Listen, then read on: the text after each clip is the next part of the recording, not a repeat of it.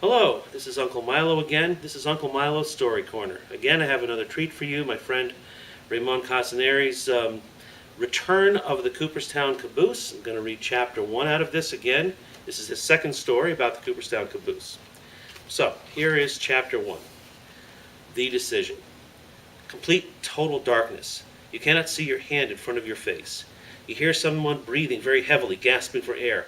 A beating heart throbs in the chest, blood pounding in the ears. Muscles in agony, legs burning, sounds of running, feet hitting, pounding the ground. It gets louder and louder. A nightmarish sound, horrible. A ferocious, loud roar, drowning out all other sound. It is still a distance away. Bushes and twigs slash at your thighs. They snap all around as you run, breaking through thick jungle undergrowth. Loud, ghastly roars of large beasts sound out as they chase the runner. It is still completely dark and you cannot see anything. You can only run.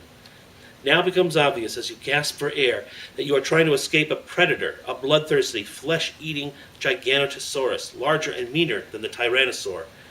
Dim light slowly filters in through heavy jungle growth. A large branch from a fern tree thrashes your face, drawing blood. Now you remember that you are Dakota. You are 12 years old and you are running for your life. You are an adventurer, and again you are in trouble. Gulping in all the oxygen your lungs can stand, you desperately maneuver through the growing light with the grace of a jackalope. Behind you in strong pursuit are your arch-enemies, a pack of raging Giganotosaurus. The ferocious dinosaurs are closing in on you. You turn a corner and exit the narrow jungle path into sudden bright daylight. You sprint across an open area the size of a baseball field. Behind you, the large herd of meat-eating dinosaurs pounds the ground. 7 of the flesh-eaters enter the field. Each predator knows instinctively what to do as they spread out, trying to encircle you. As you run, you desperately look for a path back into the jungle. Up ahead and to the left, yes! Under a bent palm tree is a small opening. You spit out salty sweat from your lips and exhale, "That's my way." Your feet suddenly slide on the grass, you correct in a panic, and then you dart into the narrow path back into the jungle. 2 Giganotosaurus have broken from the pack and close in. The lead G-Rex comes alongside and snaps at you. Then it smashes into a palm tree, runs right over it with a scream, and rips it right out of the ground. The huge beast crashes to the ground. Roots spray fresh earth all around. Topsoil falls back down like dark brown rain. The fragrance of fresh earth fills the air. Perspiration sprays off your eyebrows. You continue to run, dodging bushes and branches. A horrible stitch on your side. You are determined to find your campsite.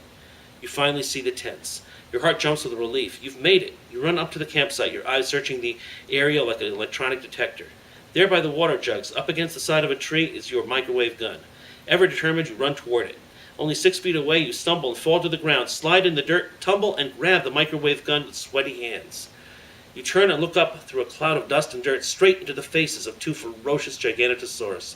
The larger one opens its gigantic jaws and pours out a deafening roar. A stench of hot, moist breath makes you squint and hold your breath. You peer deep down past 12-inch razor-sharp teeth into the inflamed red cavern and right into the guts of the monster. The beast nudges in closer. Its eyes are crazy red.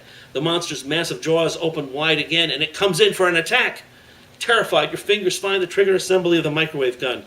In shock and crazy with fear, but also out of basic instinct, and with a strong human will to live, you wrap your fingers around the trigger of the microwave gun and squeeze. "Back off, crazy eyes!" you scream. The intense stream of microwaves blasts both dinosaurs as you give them an equal dose. Hurt, they both let out screaming roars.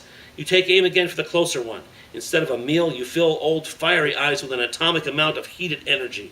The huge greenish-colored head swells up. Bright red blood starts to squirt out of its pores. The behemoth's head pulsates as it expands.